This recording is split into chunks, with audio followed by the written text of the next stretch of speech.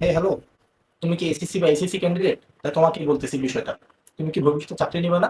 তুমি job holder হবে না? তাহলে আজকের ভিডিওটি তোমার জন্য। সো ভিডিওটি না টেনে সম্পূর্ণটি দেখতে থাকো।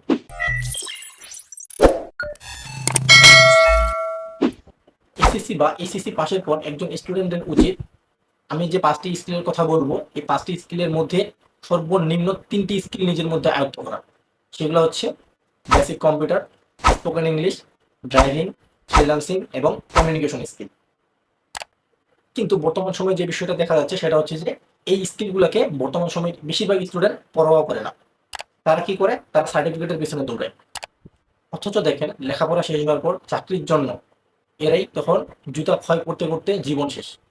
সো একটা কথা মনে রাখবেন, সেটা হচ্ছে যে বর্তমান সময়ে শুধু সার্টিফিকেট দিয়েই চাকরি হয় না। বর্তমান সময়ে চাকরির জন্য অবশ্যই স্কিল এবং এক্সপিরিয়েন্স দরকার। সেগুলো কি আপনার আছে? নাই। তাহলে আজকে থেকেই শুরু করুন আপনার স্কিল ডেভেলপমেন্টের জার্নি। তাই বলতেছি, বেকার সময়টাকে নষ্ট না করে, বেকার গার্লফ্রেন্ডের পিছনে সময়টা না দিয়ে, বন্ধু বান্ধবের পিছনে সময়টা না দিয়ে নিজের স্কিল তৈরি করেন। কারণ এই স্কিল আপনাকে ভবিষ্যতে আপনার জব নিয়ে দেওয়ার জন্য অনেক বেশি কাজে লাগবে এবং অনেক বেশি গুরুত্বপূর্ণ ভূমিকা পালন করবে। তো আজকের ভিডিওটি এই পর্যন্তই। যদি ভিডিওটি ভালো লাগে তাহলে অবশ্যই লাইক, কমেন্ট, শেয়ার করবেন। ধন্যবাদ সকলকে।